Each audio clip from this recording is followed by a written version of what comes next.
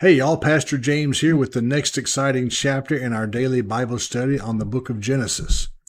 Today we're going to cover chapter 39, but before we do that, let's go back a couple of chapters. If you remember in chapter 37, we saw Joseph's brothers got very mad at him, wanted to do away with him. At first they were going to kill him, but what they did instead was sell him to some Midianite traders who sold him in Egypt into slavery. And he was bought by the captain of the Pharaoh's guard, Potiphar, and now we see that he is living in Potiphar's house with him as one of his chief slaves. Chapter 38 got away from the Joseph narrative just a little bit as we concentrated on his brother Judah. But here we are back in chapter 9, picking up right where chapter 37 left off. Genesis 39 resumes the story of Joseph in Egypt after being sold into slavery. Though Joseph's circumstances are grim, the chapter highlights God's presence with him and his steadfast moral integrity. Joseph's faithfulness in adversity stands in stark contrast to the deceit and compromise seen in previous chapters, showing how God blesses and uses the righteous in unexpected ways. So let's now dive into the biblical text. Now Joseph had been taken down to Egypt, and Potiphar, an officer of Pharaoh, captain of the guard, an Egyptian, bought him from the Ishmaelites who had taken him down there. The Lord was with Joseph, and he was a successful man, and he was in the house of his master the Egyptian. And his master saw that the Lord was with him, and that the Lord made all he did to prosper in his hand. So Joseph found favor in his sight and served him. Then he made him overseer of his house, and all that he had he put under his authority. So it was from the time that he had made him overseer of his house and all that he had, that the Lord blessed the Egyptian's house for Joseph's sake, and the blessing of the Lord was on all that he had in the house and in the field.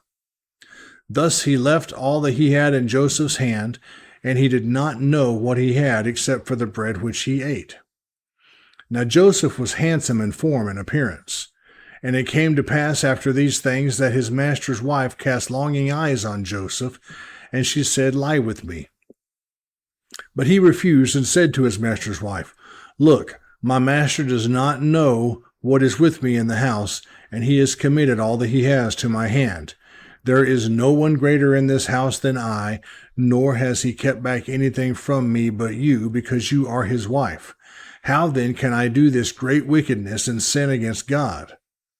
So it was, as she spoke to Joseph day by day, that he did not heed her to lie with her or to be with her.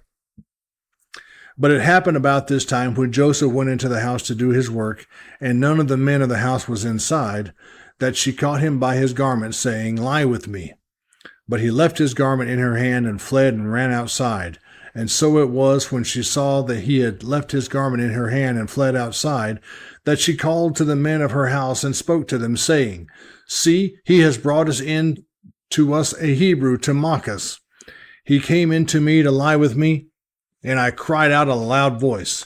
And it happened, when he heard that I had lifted my voice and cried out, that he left his garment with me and fled and went outside." So she kept his garment with her until his master came home. Then she spoke to him with words like these, saying, "The Hebrew servant whom you brought to us came into me to mock me. So it happened, as I lifted my voice and cried out, that he left his garment with me and fled outside." So it was, when his master heard the words which his wife spoke to him, saying, "Your servant did to me after this manner," that his anger was aroused.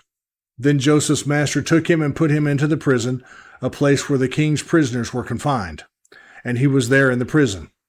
But the Lord was with Joseph and showed him mercy, and he gave him favor in the sight of the keeper of the prison. And the keeper of the prison committed to Joseph's hand all the prisoners who were in the prison. Whatever they did there, it was his doing. The keeper of the prison did not look into anything that was under Joseph's authority, because the Lord was with him, and whatever he did, the Lord made it prosper. May God bless the reading of his word. We have several key themes in this chapter, the first one being God's presence in Egypt. Joseph is brought to Egypt and sold to Potiphar, an officer of Pharaoh and captain of his guard. Despite being a slave, the Lord is with Joseph, causing him to succeed in all he does. Potiphar recognizes this divine favor and entrusts Joseph with oversight of his entire household. Our second key theme is Joseph's leadership and character. Joseph's administrative skill and faithfulness are evident. God's blessing on Joseph extends to Potiphar's household, a reflection of the covenant promise to bless others through Abraham's offspring. Joseph remains upright and trustworthy even in a foreign pagan environment. Our third key theme is temptation and refusal. Potiphar's wife repeatedly tries to seduce Joseph. Joseph refuses her advances, appealing to loyalty, responsibility, and reverence for God. How then can I do this great wickedness and sin against God? His integrity remains firm despite ongoing pressure. Our fourth key theme is false accusation and injustice. When Joseph again refuses her and flees, she falsely accuses him of attempted assault. Potiphar becomes angry and has Joseph imprisoned, even though the details suggest he may have doubted his wife's account. This unjust outcome shows that faithfulness to God does not always lead to immediate reward or justice. Our fifth key theme is God's favor in prison. Even in prison, the Lord is with Joseph, granting him favor in the eyes of the warden. Joseph is placed in charge of the other prisoners, and everything under his hand prospers. The chapter ends as it began, with God's presence sustaining Joseph through suffering. And our sixth key theme is preparation for God's greater plan. Joseph's unjust imprisonment places him in the exact position needed for future elevation. His trials are not wasted. They are part of God's unfolding purpose to save many lives. And that's all we have here in chapter 39.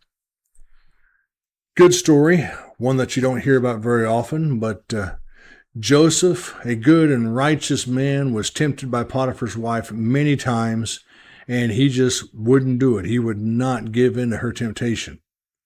So finally, when she got tired of it, she falsely accused him, but being his wife, Potiphar had to believe her and ended up throwing Joseph into prison. That's okay. God looked after him there too. He ended up being put in charge of the other prisoners in the prison, and things went just fine for him. So we'll see just how fine and what transpires further in the next few chapters. Hope you liked this one. If you did, give me a like and let me know that you did. Give me some comments, questions if you have any, and make sure you hit that subscription bar if you haven't already. Until we meet again, take care of yourself, and God bless you.